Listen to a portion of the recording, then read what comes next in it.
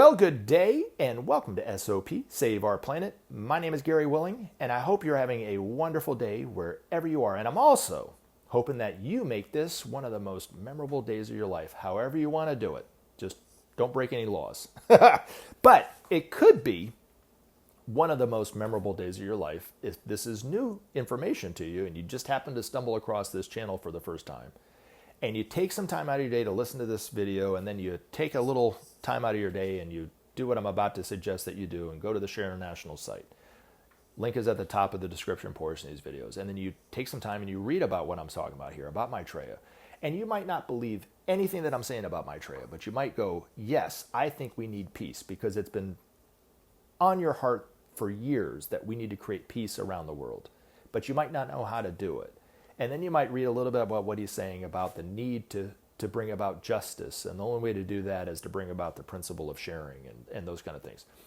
And then you might go, I can kind of see that, but I don't really understand what this whole thing is about this teacher and that, or whatever, right? So whatever take you take on this, whatever you think is true or not for you, I will be completely satisfied with the result if you just take some time out of your day and go to the Share International site and look into this information for yourself. So hopefully you'll do that at some point, because the information is useful and it's also free. You won't even have to put in any personal information to go to that site and read what it has to say. So check it out at some point. Now, the next thing I'm hoping that you do is join the discussion. If you have a question you want to ask me about Maitreya or about what I'm talking about here, or you need clarification, post your question in the comments section. I'll try my best to answer it in another video, or email me, searchforscience@mail.com, or simply just let me know what you think by posting a comment.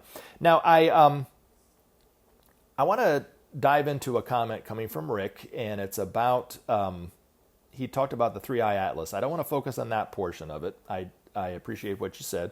I want to focus on the last paragraph. It's about people such as Marjorie Taylor Greene. And I talked about this in the last video, that I'm seeing some changes going on. I'm having a different view of people who I totally disagree with politically and socially, and pretty much in everything. I found her just a few, months ago, totally repulsive. I found her, when she started to talk, it was like nails across a chalkboard, and what she said was even worse to me. It was painful to listen to. But what's happened? This is crazy what's going on. And Rick, to be honest, if you could go back and talk to Gary I think probably in August, maybe. You don't have to go back that far. And said, Gary, I'm from the future, and I was listening to a video in mid-November, where you are actually standing up for and mildly defending Marjorie Taylor Greene on some of the things that she said and some of the ways that she's been. It would have been a spectrum of choices.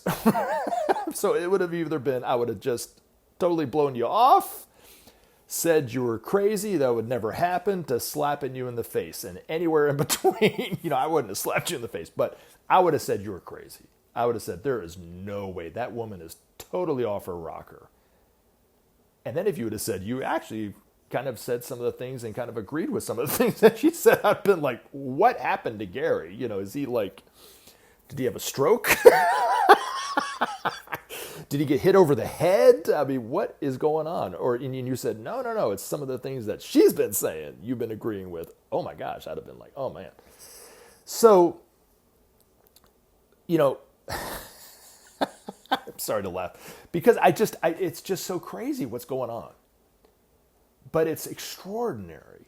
It is really extraordinary. And I know you said you were kind of cynical about this, but you said, as for Marjorie Taylor Greene, etc., I'm not convinced they've had some kind of revelation or awakening, and that's fine.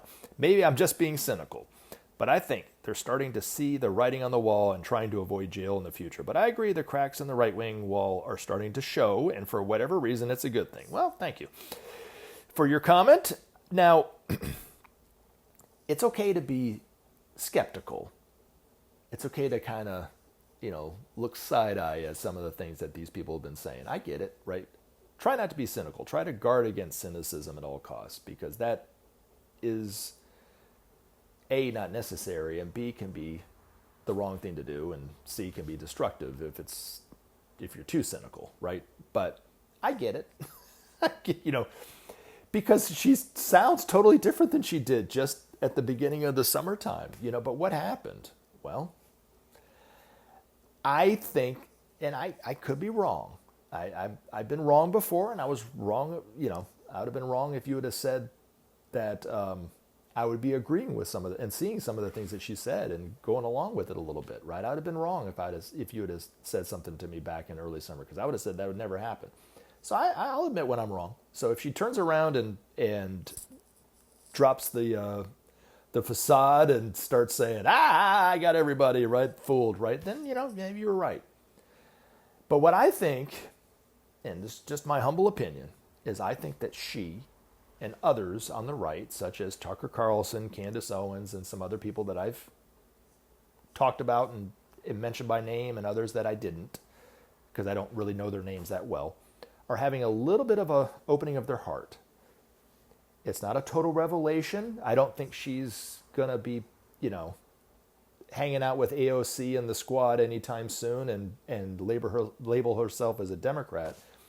But you got to give it to the woman. She's standing up against her own party. She's calling out corruption against her own party. Part of me starts to think that maybe she actually did want to see the end of corruption, like the MAGA was talking about when she entered politics, and she's becoming disillusioned by her own party. Could be.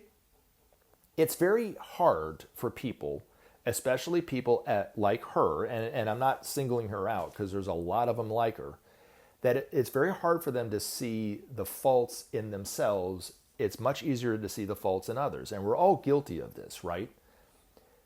But she was very devoted to the cause. She was very devoted, very, very devoted to Donald Trump. And she would have probably gone to the ends of the earth and jumped right off if he had said something to her about it. I think they are right in some of the skepticism when they say, well, part of it is because he didn't support her run for governor here in Georgia or Senate. And he spoke out against and said he wouldn't support her. And that probably really hurt her. And they do say, and there's a saying, it's been around for a very, very long time, right? Hell hath no fury like a woman's scorn. So maybe that's what's going on too, But I just know from my long, long, long years of walking on this earth that people don't change that drastic unless something happened. And, usually it's when something really, really bad and a crisis happens in their life, and then they see, oh my gosh, it was like life just hit them right over the head. And she's got a tough noggin. So something hit her over the head, to be honest, because she's standing out against someone that she was very devoted to for a very, very long time, and really put herself out there for him. But for her to stand out against him, for her to call him out, even if it's indirectly, it's taking courage. I got to give it to her on that much, because her district is predominantly Republican. And he could very easily sway the opinion of her district and primary her out if he really wants to. And that's probably what he's going to try to do. And he probably will win, right? Because there's not a lot of Democrats in her district that will go, oh, okay, I'll vote for her now. You know what I mean? But, is she trying to seem a little bit more stable? Maybe. Is it a facade? I don't know. But from what I can tell, and it really didn't come from, I guess my view of this whole thing didn't start with her. It didn't even start with Tucker Carlson. And it didn't start with Candace Owens and the others. It actually started with a conversation I had with someone that I worked with before the election last year. Because she was very MAGA. She's very much into Trump. And knew I was left-leaning and loved to try to bait me into debates and so forth. And I can debate a political argument, especially when they got their head up their ass like most of the people. But anyway, but one of the things that she said that really I had to stand back and go, oh my gosh. And I really thought about this and chewed on it for a long time. And I realized that I was just being prejudiced against some of these people. Okay. Because I said something about Republicans all my life, and she was young, so she didn't grow up with the Bush Republicans and the Cheneys and stuff like that. She didn't care about any of them. She only cared about Trump and what MAGA stood for. But I said that, the Republicans that I know of in my life, the Republicans that were in office throughout the last few decades that I've been following politics have always wanted war.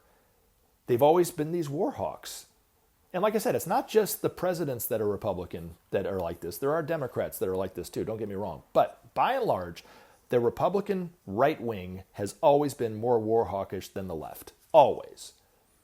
Get the guns, praise the Lord and pass the ammunition, as they say, right? I mean, that's just kind of been their view. And the people in my life that I know that vote Republican and are voted Republican, especially like my dad and my brother, he and I and my dad, my brother and I used to get into heated arguments when it was undecided whether we were going to go into Iraq or not. And they were like, oh, we need to go in there because there's terrorists in there and blah, blah. And they were just going right along with what they had been hearing on their right-wing news for, months and months. And they didn't like the fact that I was telling them that, no, we can't do this. This is bad. This goes against everything. And they thought it was a Christian value to attack these people, believe it or not, which horrified me because I love these people. But they were following what the right wing was saying. And if we could go back in time, I bet you Marjorie Taylor Greene, Tucker Carlson, Candace Owens, Nick Fuentes, and all these others who are very right wing, well, maybe not Nick Fuentes because he was young. He's a young guy. He probably wasn't really that into politics when he was one. But anyway, but most of them were very much in support of the war. And now they're not. And they represent, like it or not, they represent all those people represent millions upon millions of people in this country who ideologically are right. And not right incorrect, but right politically, you know what I'm saying? But ideologically something's shifting and they don't want war anymore. They see it as not good for them. They don't see it as good for the country. They think it's taking us down the wrong path. They don't necessarily want peace just for the sake of peace. They just know that they don't want war. They don't know how to get there. They don't have a clue on the fact that justice is the only thing that's going to give them the peace that they desire. But it is true, and I think it's indicative of what Maitreya has been saying for decades, that within the hearts of all of humanity is this longing for peace. And he even said it. All evidence to the contrary. It's there. He can see it. So it must have been festering within the hearts of people, which is a sign that I think that humanity is ready for this peace. When the people on the right are crying for peace just as much as, and more so actually now than the people on the left. You know what I'm saying? And it was unexpected even just a few weeks ago for me to see this. So, that's what I'm seeing. That's what I think. And it's, did she have a revelation? Did she have this heart's opening up? I don't know. But I just know that people don't open up and change like that without some kind of something going on. Whether it's a crisis that happened in their life that personally affected them and them alone, that caused them to soften to somebody else. But she's spoken out against corruption against her own party and not so much against the Democrats. Like she used to always blame the Democrats for everything. Now she's talking more about the Republicans. She's spoken out against this, genocide in Gaza and that we shouldn't get involved in this. And she's a member of Congress. She can vote on, has a very powerful voice in Congress and in the world and so forth. So if she's saying this, there's something else going on behind it. You know what I mean? And these others are doing the same thing. And it's quite extraordinary, I think. And it should be something that we should notice as a sign, is my point. Does that make sense? So be cynical but not skeptical, I guess, is my the way I approach it. But, I do think that, if you look at the changes of, people longing for peace, or people looking for justice, or people looking to save the environment, or people wanting the changes that Maitreya is advocating, or even just interest in Maitreya, I think that we will see a wave, very like a tidal wave, like almost like a tsunami, because you want, I guess a tsunami is better because you don't expect a tsunami to happen, or a tidal wave, right? I guess a tidal wave is the same as a tsunami. Anyway, but you don't expect it. All of a sudden, there's just this wave there. Like, whoa, what happened, right? That's kind of the way I see it. It's just like, where did this come from? But the signs were there. It was people were starting to think about it and ruminate it within themselves, and they weren't talking about it in the public sphere, but they were thinking about the need for peace. And this is what Maitreya was saying. This is why I think their hearts are opening up just ever so slightly. Not changing their ideology, not looking to go more toward the left, but their hearts are opening up to other people that are different than them.